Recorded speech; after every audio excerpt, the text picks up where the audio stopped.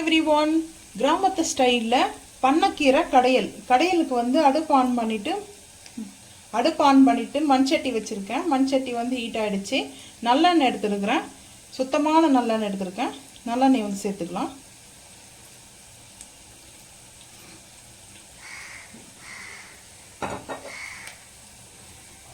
பூண்டை வந்து எண்ணெயில் சேர்த்துக்கலாம்.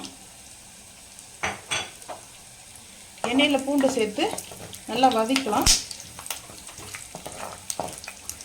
அது கூடவே வெங்காயத்தையும் சேர்த்துக்கலாம். பூண்டோட வெங்காயமும் சேர்த்து வதங்கட்டும்.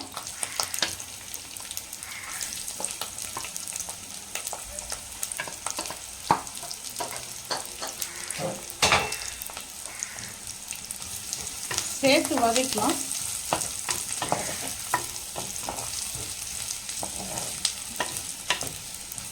வதங்கினதுக்கு அப்புறம் பார்த்துக்கலாம். கல் உப்பு வந்து சேர்த்துக்கிறேன். சேர்த்துட்டு கூடவே பச்சை மிளகாவும் தக்காளியும் வந்து சேர்த்துக்கிறேன். தக்காளி, அதுக்கப்புறம் பச்சை மிளகா, காரத்துக்கு தேவையான அளவுக்கு வந்து பச்சை மிளகா வந்து சேர்த்துக்கிறேன்.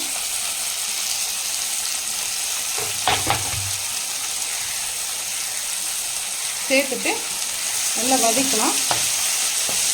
நல்லா கிராமத்து ஸ்டைலில் பக்காவாக வந்து பண்ணக்கீரை கடையல்.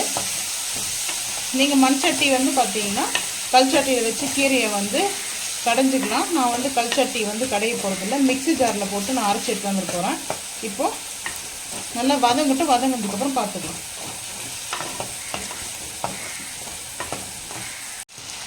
தக்காளி நல்லா வதங்கிட்டு இருக்குது. வதங்கிட்டோம். இன்னும் கொஞ்சம் நேரம் வதங்கினதுக்கப்புறம் கீரையை நம்ம நல்லா வாஷ் பண்ணி எடுத்துகிட்டு வந்துடலாம். கல்லெல்லாம் இருக்கும், கல் மண்ணெல்லாம், அதெல்லாம் ஃபில்டர் பண்ணி எடுத்துகிட்டு வந்துடலாம். பண்ணக்கீரையை வந்து சேர்த்துக்கிறேன். பண்ணக்கீரை கோயில் பண்ணக்கீரையும் பண்ணக்கீரையை சேர்த்து தான் சேர்த்துக்கிறேன். அடுப்பை வந்து கொஞ்சம் ஹை பண்ணியாச்சு. இப்போது இதை அப்படியே வதங்குங்க. வதங்கி கொஞ்சம் தண்ணி வந்து விட ஆரம்பிக்கும். வதங்கட்டும், பார்த்துக்கலாம். கீரை சேர்த்தது வதங்கிடுச்சு. நான் கொஞ்சம் கொஞ்சமாக இருக்கிற கீரையை சேர்த்து வதக்கிட்டேன். அது அப்போ பார்க்குறதுக்கு வந்து பார்த்திங்கன்னா நிறைய இருக்கிற மாதிரி தெரியும். வதங்கினா கொஞ்சமாக தெரியும். நான் வந்து 2 கட்டு அளவுக்கு வாங்கினேன் பண்ணக்கீரையை. மீடியமான கட்டு, ரொம்ப குட்டி குட்டி கட்டில் வாங்கினேன். அதனால 2 கட்டு வாங்கினது இவ்வளோ தான் வந்துருக்குது. இது நல்லா இன்னும் கொஞ்சம் நேரம் வதக்கிட்டு ஆற வச்சுட்டு நம்ம எதுவுமே சேர்க்க வேண்டாம், அப்படியே அரைச்சிக்கலாம். நீங்கள் காரத்துக்கு மிளகாய் மட்டும் கம்மி பண்ணிக்கோங்க. அவ்வளோ சூப்பராக இருக்கும். இதுக்கு தாளிப்பு கொடுக்கணும்னு அவசியம் இல்லைங்க.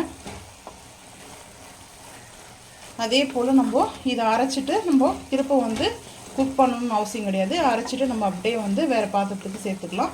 இதெல்லாம் வந்து இன்னும் கொஞ்சம் நேரம் குக் ஆகட்டும். குக் ஆனதுக்கப்புறம் பார்த்துக்கலாம். பண்ணக்கீரை நல்லா குக் ஆகிடுச்சுங்க. இப்போ அடுப்பு வந்து ஆஃப் பண்ணிட்டு போகிறேன். அடுப்பு ஆஃப் பண்ணிவிட்டு இந்த சட்டி ஹீட்லேயே வந்து பார்த்திங்கன்னா கொஞ்சம் நேரம் குக் ஆகட்டும். அதுக்கப்புறம் ஆறுனதுக்கப்புறம் அரைச்சிட்டு பார்க்கலாம் வாங்க. பண்ணக்கீரையை நம்ம அரைச்சிட்டு வந்துட்டோம். இப்போ வந்து இந்த சட்டிக்கு வந்து மாற்றிட்டு பார்க்கலாம் வாங்க.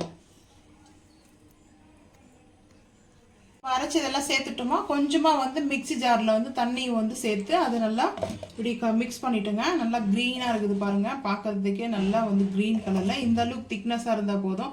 தோசை, இட்லி, சப்பாத்தி நல்லாயிருக்கும். இது மேலே பட்டர் கூட வந்து கொஞ்சம் மெல்ட் பண்ணி போட்டுக்குங்க. நம்ம வந்து சப்பாத்தி கூட நல்லா இருக்குங்க சாப்பிட்றதுக்கு. எங்களுக்கு ரொம்ப ரொம்ப பிடிக்கும். நாங்கள் இப்படி சாப்பிடுவோம். உங்களுக்கு இந்த மாதிரி பண்ணக்கீரை கிரேவி பிடிச்சிருந்துச்சின்னா மறக்காமல் வந்து கமெண்ட் பண்ணுங்கள். பாலக்கீரை மாதிரி இருக்குங்க பார்க்குறதுக்கு. ரொம்ப சிம்பிள் தான். நீங்களும் செஞ்சு பார்த்துட்டு மறக்காமல் கமெண்ட் பண்ணுங்கள். வீடியோ பிடிச்சா லைக் பண்ணுங்கள், ஷேர் பண்ணுங்கள், சப்ஸ்கிரைப் பண்ணுங்கள், பெல் ஐகான் வந்து கிளிக் பண்ணுங்கள், மறக்காமல் வந்து ஃபாலோ பண்ணுங்கள். அப்போ தான் நம்ம போகிற வீடியோ உங்களுக்கு நோட்டிஃபிகேஷனாக வருங்க. பாய்.